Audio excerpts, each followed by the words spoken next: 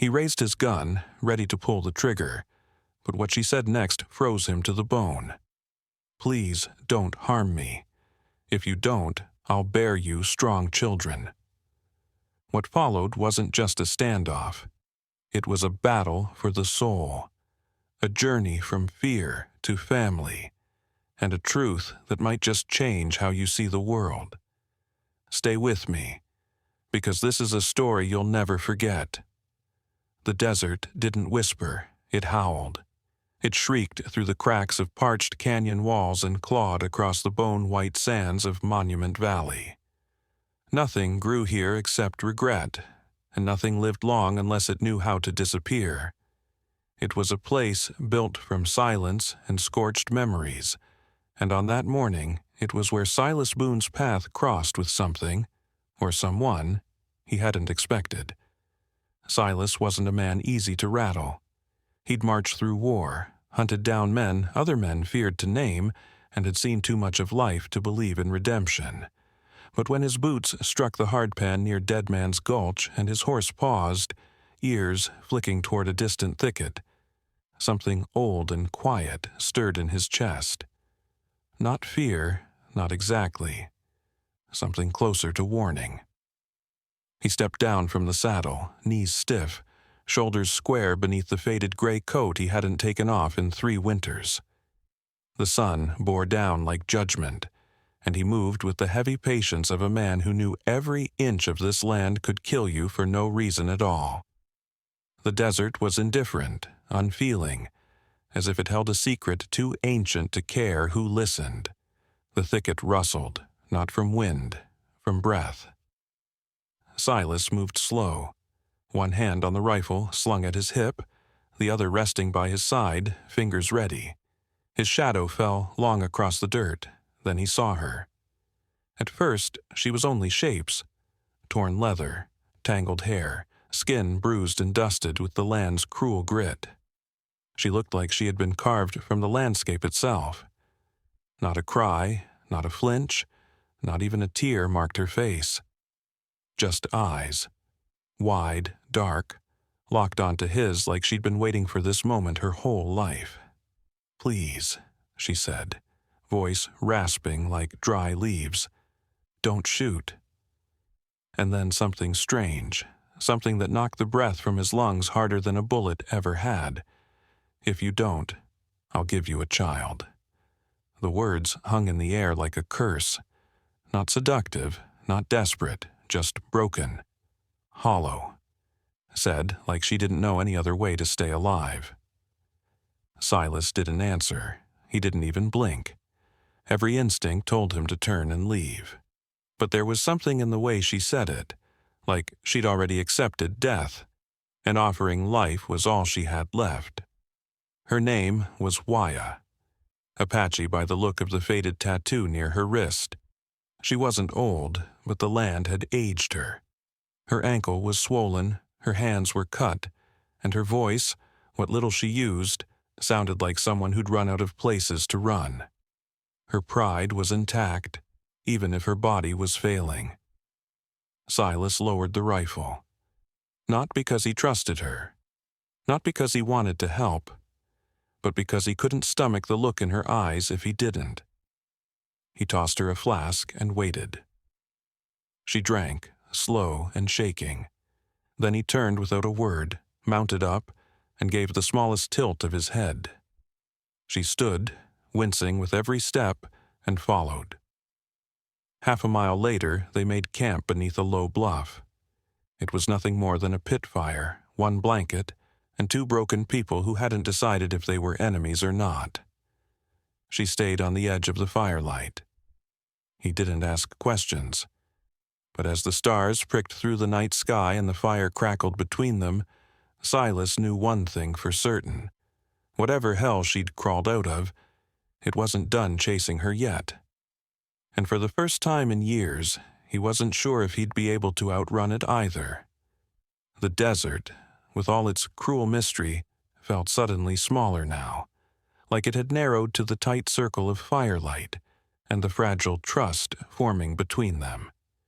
It was the kind of night where nothing was certain, but the sound of breathing and the slow burn of questions that might never find answers.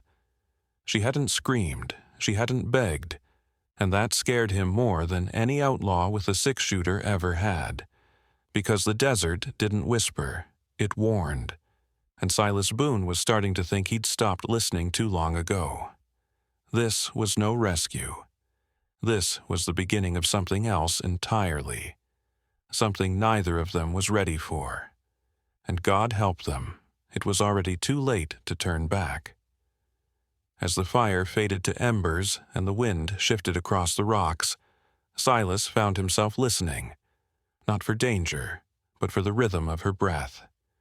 And somewhere deep in his chest, that old frozen thing cracked just a little. Not redemption. Not yet. But maybe the first step toward it. And that, in a place like this, was more terrifying than any ghost the desert could conjure. The next morning arrived quiet and cold, with the kind of stillness that made the air feel heavier than it was. Silas woke with his back to the embers and his hand still resting near the rifle, a habit he'd never shaken. Across the fire pit, Waya sat upright against a rock, arms crossed tight across her chest, watching the sun creep over the ridge like it might bite. She hadn't moved closer in the night, but she hadn't run either. That, to Silas, meant more than words. Most folks, when they got scared, ran, or fought. She'd done neither. She'd stayed, silent, fierce, alive. Her ankle had swollen more overnight. He could see the way she shifted her weight, favoring it like it hurt more than she let on. Still, she didn't complain. Just sat there, back straight, jaw set. Silas stirred the fire to life, then handed her the rest of the jerky from his pack. She took it with both hands, nodding once. He poured a bit of coffee into a dented tin cup and passed it across. They didn't talk, didn't need to. The silence wasn't heavy, just worn in, like a pair of boots molded to your feet. It was strange, this quiet understanding. Stranger still that he didn't hate it. As the morning brightened, Silas checked the trail behind them. No tracks, no riders, but his gut still twisted with the kind of warning you couldn't ignore. Whatever she'd run from, it wasn't done looking. He turned to her. "You can't ride with that foot." Waya looked at him, eyes steady. "I can't stay here." Silas nodded. He tied the horse's reins to a low branch, then offered her his arm. "You ride, I'll walk." She hesitated only a moment before taking it. He helped her into the saddle, careful not to touch her more than needed.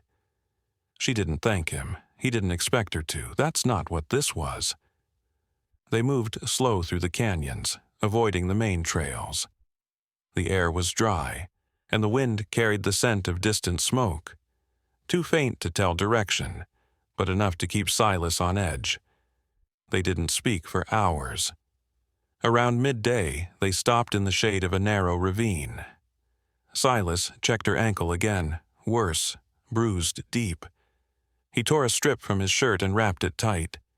She bit her lip but didn't cry out. "You were a soldier," she said, breaking the silence. Silas glanced up, startled. "How'd you know?" "The way you move, the way you listen." He didn't answer, just kept rapping. "I was taken," she said, "by traders, drunks, sold like meat." He met her eyes, no pity, just a question. "How long?" 3 months. I escaped when they passed out. Ran barefoot, hid under a dead log for 2 days. Silas stood. Rage flared in his chest. Not at her, not at the story, but at the men who thought they could do that and still breathe. He scanned the horizon. "They'll come looking. I know." He helped her up, and they walked again.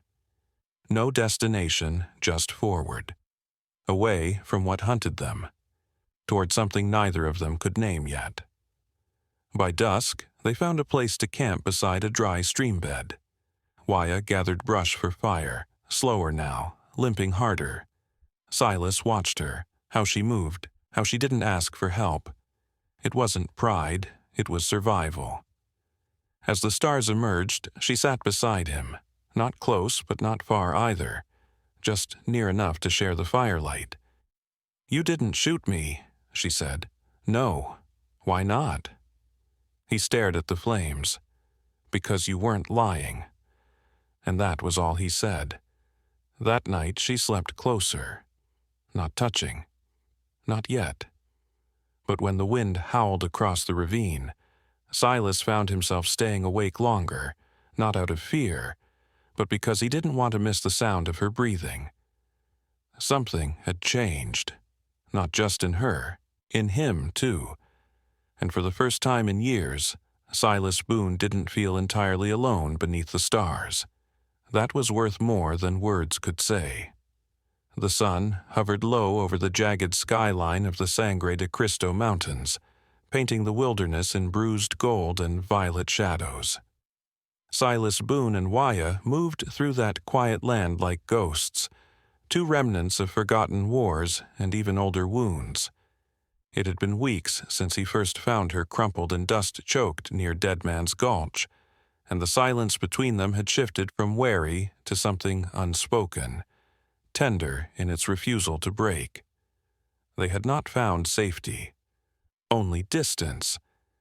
Each night they made camp beneath towering pines or nestled in sandstone alcoves carved by time. Each morning they moved again, following trails only deer remembered. But it was never far enough. Silas could feel it in the way Wyatt's eyes tracked every ridge, every crow's call, like a hunted thing who still dreamed in nightmares. Wyatt had begun to speak more, but only in fragments. Her brother's name, whispered like a lost song, a half-remembered river from her childhood. Once, she told him about a tree that bled red sap and how her mother said it held the memory of ancient grief. "You believe that?" Silas asked her one night, poking at the fire. She looked at the flames for a long time. "I believe the land remembers what men forget." He thought about that, about the places he'd been, the men he'd killed. Maybe the wind through these canyons was more than wind. Maybe it carried things. One morning, they stumbled across a burnt-out homestead. The walls were blackened ribs. The chimney stood alone like a grave marker. Wyatt moved through it with reverence, touching the charred stone like it could still speak. Inside the ruins, she found a rusted horseshoe nailed to a broken beam. "Good luck," she whispered, "or what's left of it." Silas kept watch. Something about the place felt off, like they weren't the first to pass through recently. He saw it in the boot prints near the well. He didn't mention it, not yet. That night, Wyatt cried in her sleep, not loud, not broken. Just the soft sounds of a heart trying to patch itself in the dark. Silas didn't wake her. He didn't dare. But he stayed awake until dawn, rifle across his knees, listening for ghosts. In the days that followed, their path took them higher, into the thick forests above Taos. The air grew sharper, cleaner. Deer trails wove through moss and pine, and the hush of snowmelt filled the ravines with music. It almost felt like peace. But Silas had lived too long to trust peace. It was always the moment before something broke. One evening, while Wyatt bathed quietly in the shallows of a mountain spring, Silas spotted a flicker of movement across the ridge. A glint, metal catching the last of the sun. He didn't call out, didn't move, just melted into shadow and watched. It came again, a scope's glimmer, a sniper. He returned to camp with calm on his face but a storm in his chest. Wyatt saw it. "What is it?" "Keep low," he told her. "Don't light the fire tonight." They moved by moonlight, ditching their packs, slipping through brush and rock like hunted wolves. Silas led them to a cliffside cave he'd used years ago, back when he was someone else. They stayed there 2 days, no fire, no sound, just the mountain breathing and Silas counting every heartbeat. On the third day, they emerged. Waya said nothing, but her hand brushed his as they walked. Later that night, as they reached the edge of a high meadow glowing in moonlight, she said, "You could leave me. I know. You won't. No." She looked at him, long and hard. "Why?" He didn't answer right away, then, "Because the wild remembers. And I don't want it remembering me as a coward."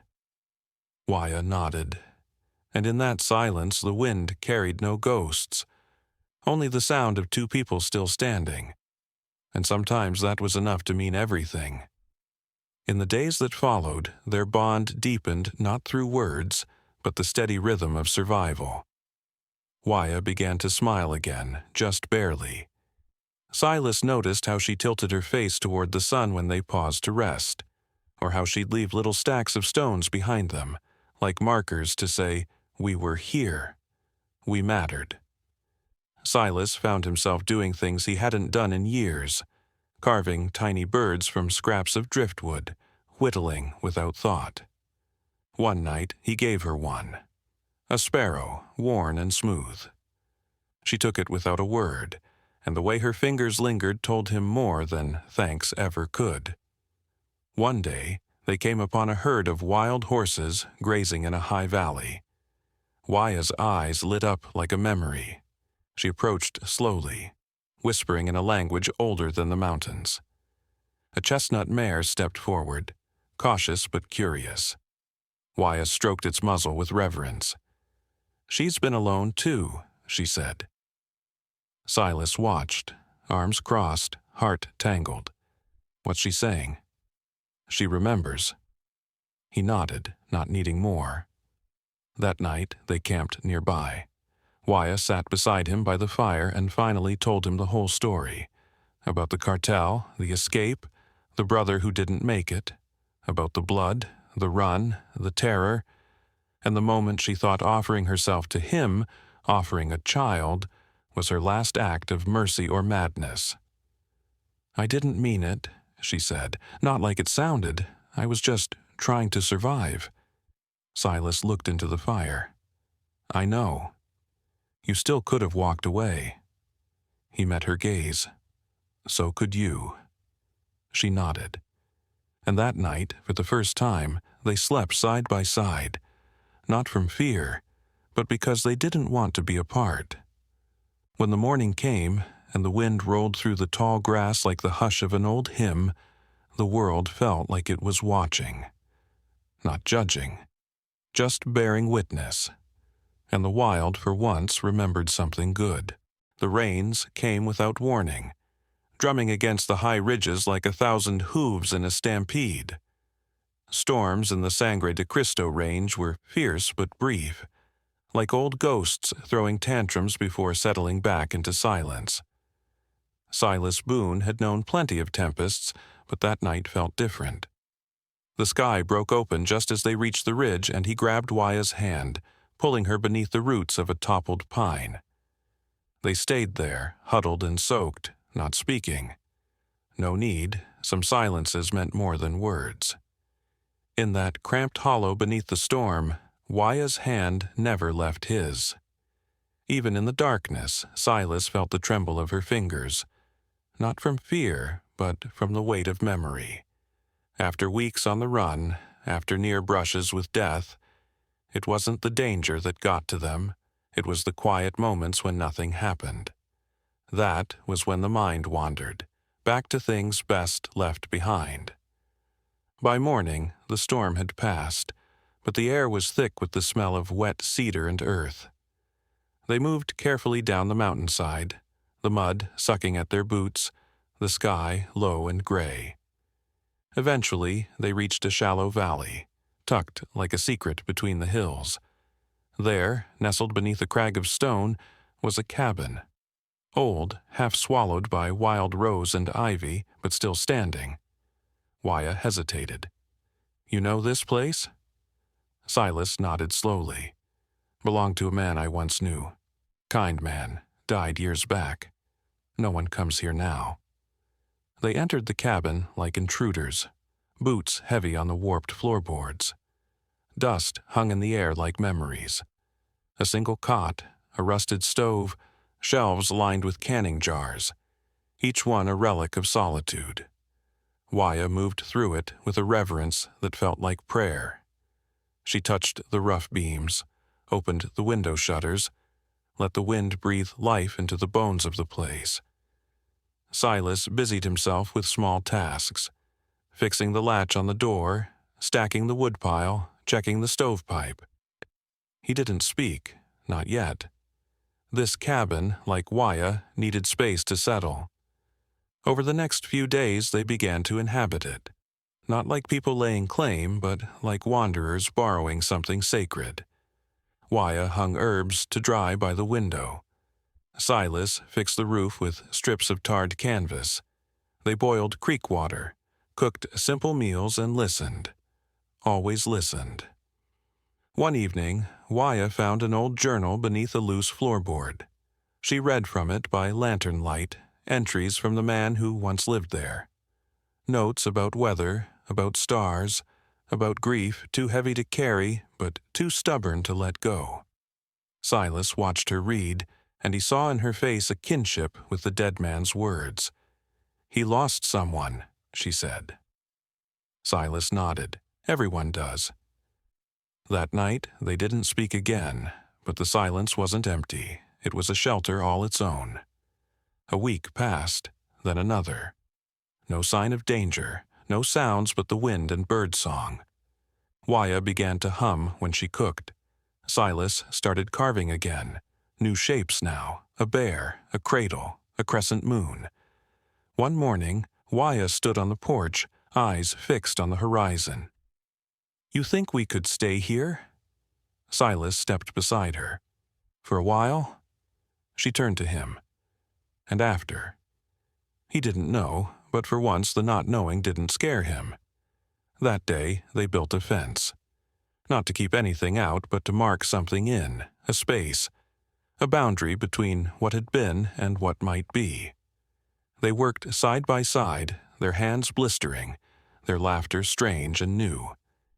In the evenings they spoke more.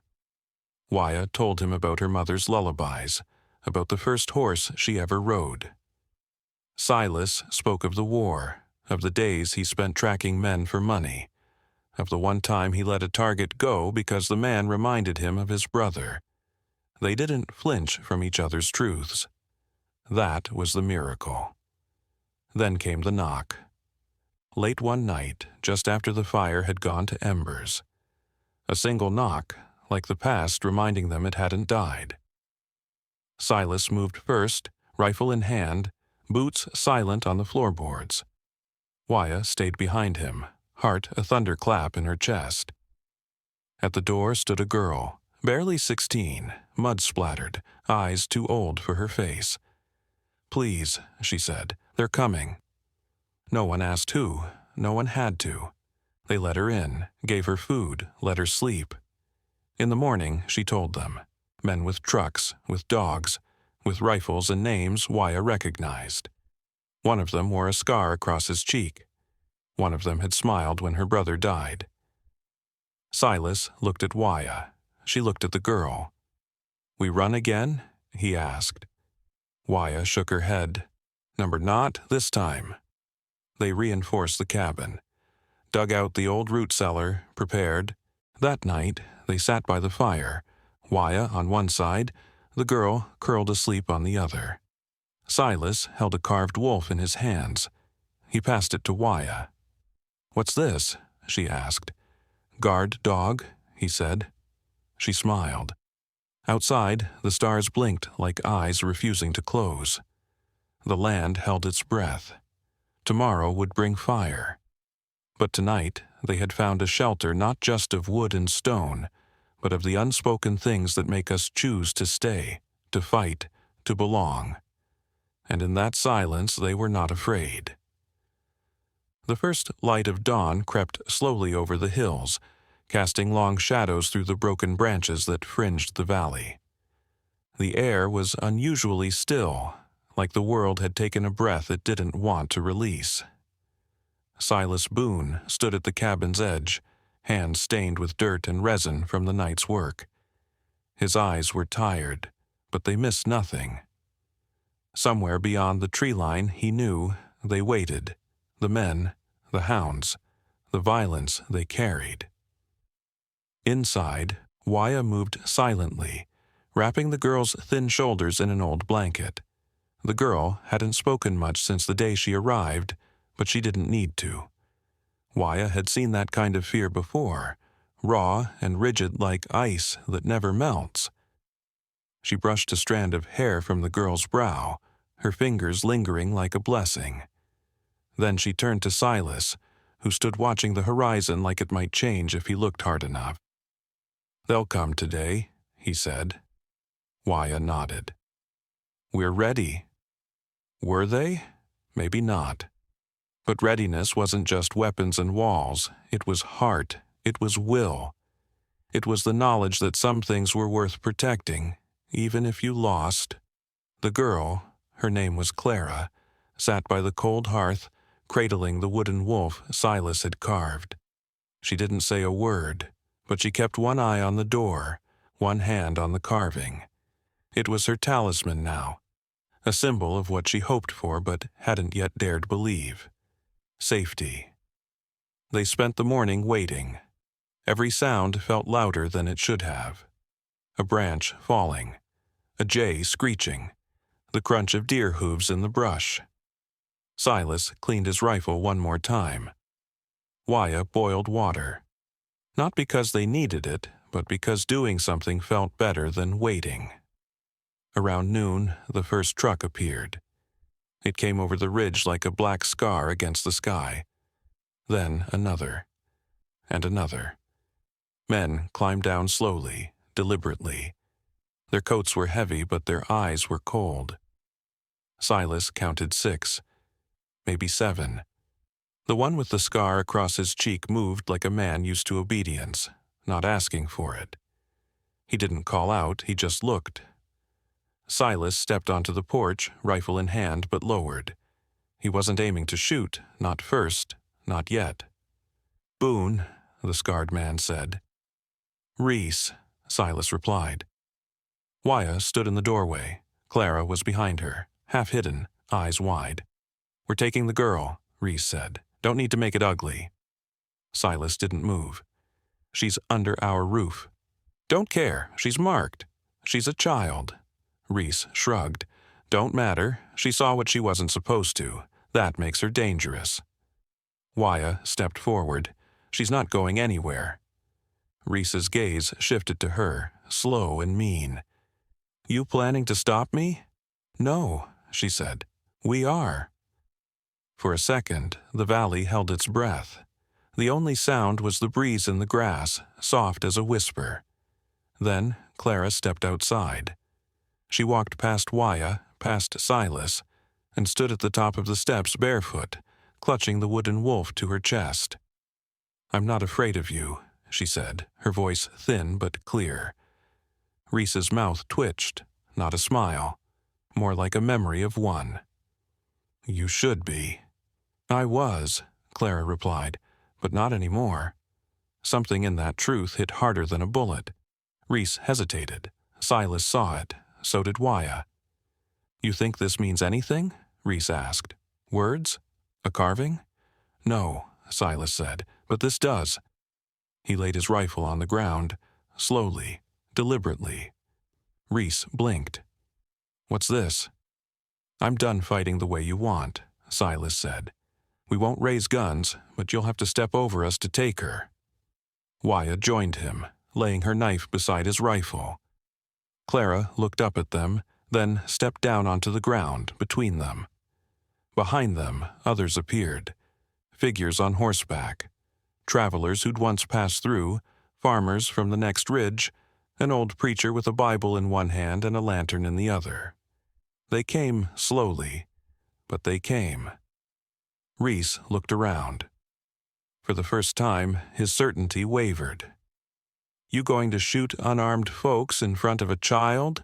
the preacher asked. Reese swore under his breath. He turned to his men. "Get in the trucks." They hesitated, looking to him, then back at the crowd. Then, one by one, they obeyed. As the engines faded into the hills, Clara let out a breath she didn't know she'd been holding. Silas picked up his rifle and slung it over his shoulder, not as a threat, but as a memory. Wyatt took Clara's hand. "Let's go home." And they did. Back to the cabin. Back to the silence that now felt full. They had not fired a shot, but they had won. That night, the fire burned long. They didn't speak of what happened. They didn't need to. Sometimes the greatest power is knowing when not to shoot, when to stand, when to hold the line with nothing but your heart. Silas carved another wolf. This one he gave to Wyatt. She kissed his cheek and whispered, "You're not the man they remember." "No," he said, "I'm the man we became." And in that quiet, beneath a sky filled with stars, they began again. In the silence that follows every storm, when the wind ceases its furious howl and only the whisper of memory remains, we find the true measure of a journey, not in where it began, but in what it transformed. Our story began with desperation etched into the snow and a plea that shattered the cold. "Please don't harm me. If you don't, I'll bear you strong children." That moment of terror spawned something far greater, an unlikely family born of courage, compassion, and the deepest kind of strength. Silas Boone, a man who had once carried a rifle like second skin and buried himself in solitude after war, stole everything he knew, found his life pivoted on that moment. He raised his gun with the reflex ingrained by years of suspicion and conflict. But then he hesitated. In that pregnant hesitation he discovered something new: mercy. He saw Clara, young and terrified, offering innocence in exchange for her life. And rather than fire, Silas offered shelter, and began to unlearn everything he believed about strength and trust. Clara, for her part, did not arrive at Silas's door as some helpless child waiting to be saved. Beneath her fear were wounds deeper than flesh, a sorrow born of betrayal, a fierce will to survive, and a lingering hope that someone would see her humanity. She clung to Silas's promise not because she trusted him at first, but because she understood the cost of being seen as nothing more than prey. When danger closed in again, she stood firm, silent and unyielding, proving that bravery can be quiet. Sometimes it's the resolve to stay put and face what comes that defines true courage. Between the two of them stood Wyatt, the woman of steady gaze and gentle resilience, a living testament to quiet suffering and kinder resolve. She knew what it meant to endure, and what it took to heal, not just physically, but in spirit. In Wyatt's steady presence, both Silas and Clara found a bridge, an understanding that some wounds do not vanish in time, but can be soothed by companionship and ritual, by gathering roots and braiding hair, by sharing the simple grace of song around a fire. Through her, the fragmentary threads of their battered souls began to weave into something whole. But transformation is never easy. No man can walk through grief unscarred, nor can a child bear betrayal and emerge unbroken. When men came hunting Clara, masked in pride and powered by male rage, it was not a gun that saved her. It was dozens of choices. Silas's choice to lower his rifle, the townsfolk's choice to gather at his back, Wyatt's choice to offer her calm courage rather than flee, all forming a mosaic of resistance that no bullet could pierce. In that dawn-lit standoff, the people who stood with them didn't have to be warriors. They were witnesses. They showed up because they believed in a truth far greater than fear, that to save a child, you sometimes protect her by laying down your weapon and standing guard with your heart. At the end of that long night, no gun was fired, no person forced into violent reckoning. But the world changed anyway. Clara found her place not just beside Silas and Wyatt, but within them. She no longer looked at life expecting betrayal, but searching for why battles are worth choosing. Silas stood taller, not because he brandished strength, but because he recognized the bravery of softness, the unshakable power in mercy. And Wyatt, ever the quiet healer, saw that healing was not an end. It was a daily practice of showing up for others and for yourself. This is not a fairy tale. There were no sweeping gestures of redemption, no triumphant music flashing across the sunset. Theirs was the kind of rebirth that ripples through the mundane, planting a garden in winter's shadow, braiding hair by lamplight, rebuilding a homestead from ash, and finding in acts of tenderness the greatest rebellion against a world hardened by fear. So, what do we take from their journey here and now? First, that strength and vulnerability are not opposites, but partners. That you don't have to cast down people to uplift them. When you choose mercy over revenge, you create a space where love, not caution, becomes your default. Second, that healing is built on habits. The daily choice to speak gently, to listen even when it hurts, to leave blinds open to hope, even in the darkest nights.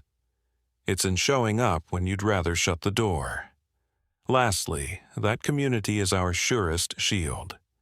When one person stands, others join, not because they must, but because it reminds them of what matters: kindness, dignity, and the conviction that every human is worth protecting.